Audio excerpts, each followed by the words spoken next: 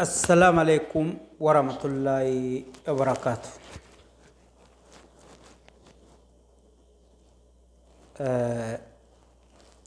الرا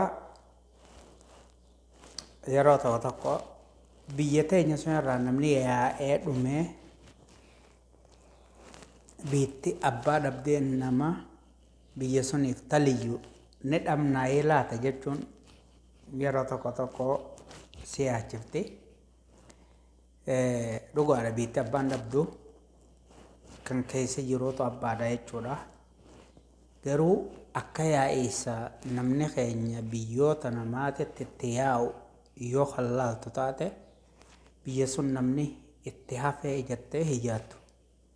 Garuu maaltuutu akkana fidaa? Jireenya fooyyeeffachuuf ammoo namni jireenya bareedaa hin jaalanne hin jiru. Biyya teenya waannaan wanni nama yaasu waannaan gurguddoon waan dalagan dhabu inni lammadaa immoo kan abbaan isaa qabeenya qabu kan jireenya bareedaa jiraatu adeemuu jira. Kun maalirraayi? Kun nama deemu kanaatu isaan deema kanaaf deema jechuudha. Biyyatti nama makiinaa abbaa isaa oofuu didee deemuutu jira. Barbaadu deemeen dalagadhee dhufa jee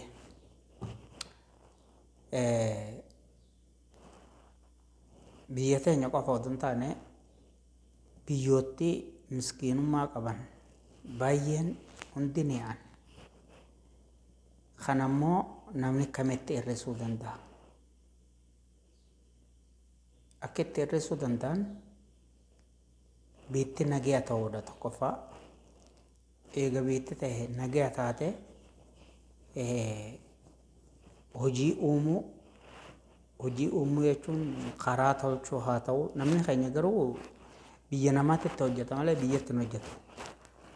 Karaa tolchuu haa ta'u, jaarmee mana haa ta'u, waan baay'eetu jira kan namni hojjetu jechuudha. Dirqamaatu isa hojjechiisa jireenya keetiif jettee. Kana hojjechuu hin danda'u jennaan ammoo matuma keetiifuu jiraachuun sitti ulfaata.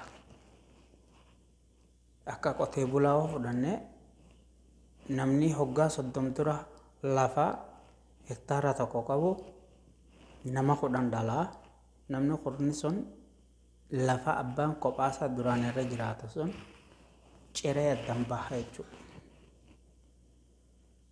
Jireenyi maal ta'a deema?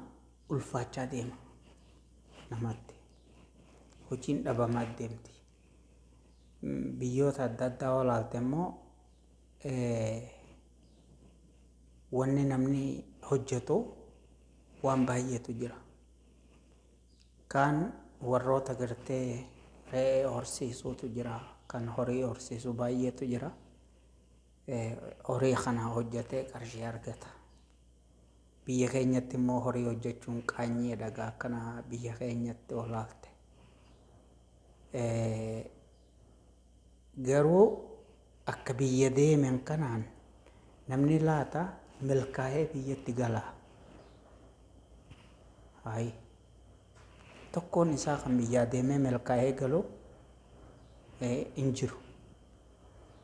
Baay'een isaa duwwaa biyyatti tacha. Akkasiin jireenya bakka biraa imaammata jechuudha. Rakkoon hogguma takka furamuudhaaf afaan godhattee hin jiraattu. Maaliif biyya miskiina waan taateef yeroo hundaa'uu kijibaan biyya guutamteedha biyya keenya. Biyya keenya dhugaa keessatti dubbatamuudhaaf ati balfamuu dandeessa. Garuu kijiba haasa'uudhaaf fudhatama argachuu dandeessa.